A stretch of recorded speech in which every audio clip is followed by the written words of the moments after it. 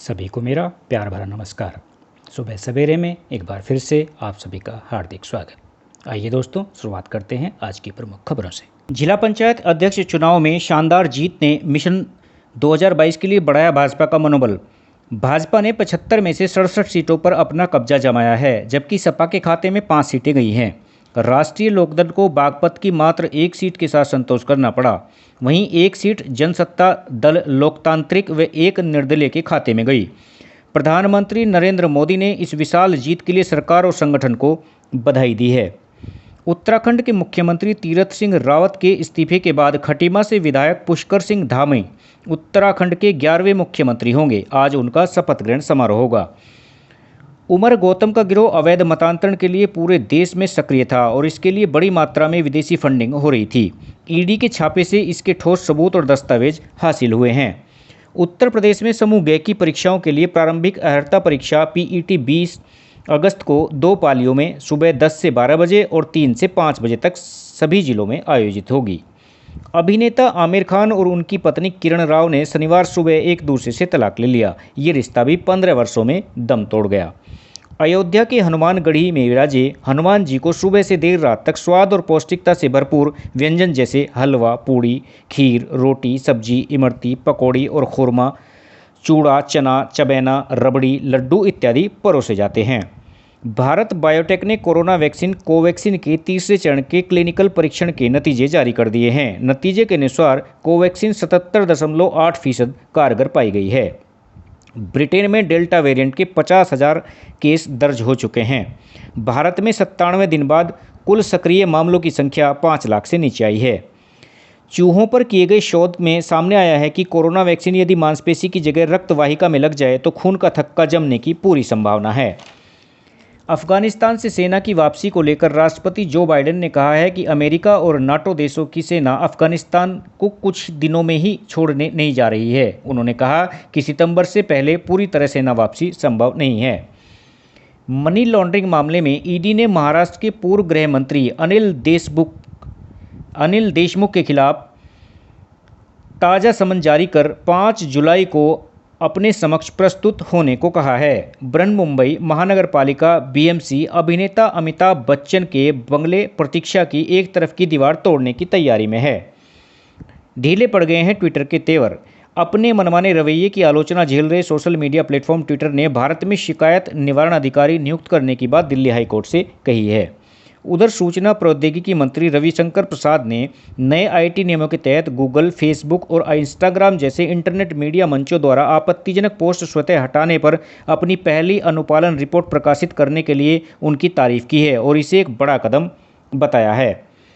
Cyber ठगी के शिकार लोगों को उनका पैसा वापस मिलने लगा है। केंद्रीय गृह मंत्रालय की ओर से शुरू किए गए राष्ट्रीय हेल्पलाइन नंबर 155260 की मदद से पिछले 3 माह में 3 करोड़ 13 लाख रुपए ठगी के शिकार लोगों को वापस कराए जा चुके हैं। सीडीएस जनरल विपिन रावत के रुख से वायुसेना प्रमुख आरकेएस भदौरिया पूर्णतः सहमत नहीं है। थिएटर कमांड के गठन में वायुसेना की भूमिका को कमतर माने जाने पर उन्हें आपत्ति है। जनसंख्या नियंत्रण की दिशा में कुछ राज्यों में हो रहे प्रयास के बीच यह मांग तेज हो गई है कि केंद्र को ही 2 बच्चों की नीति लानी चाहिए जो राष्ट्रीय स्तर पर लागू हो। काफ़ी फजीहत के बाद आखिर पूर्व केंद्रीय मंत्री नवजोत सिंह सिद्धू ने अपने घर का बकाया बिजली बिल जुर्माने सहित जमा कराया। उन्होंने 8,67,000 रुपये पंजाब बिजली विभाग को जमा कराए हैं। रूस ने काला सागर में युद्धाभ्यास किया। उसके लड़ाकू विमानों ने काला सागर में बमबारी का अभ्यास किया।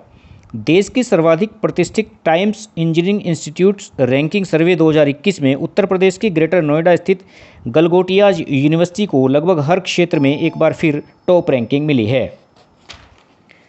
यूरो कप में चेक गणराज्य को 2-1 से हराकर डेनमार्क ने सेमीफाइनल में अपनी जगह पक्की करते हुए 29 साल का सूखा खत्म किया। उधर इटली ने बेल्जियम को 2-1 से हराकर सेमीफाइनल में प्रवेश कर लिया। इंग्लैंड के साथ चल रही वनडे महिला क्रिकेट श्रृंखला के तीसरे मैच को भारतीय महिला टीम ने जीत लिया। हालांकि इंग्लैंड की टीम सीरीज को 2-1 से अपने नाम पहले ही करा चुकी थी।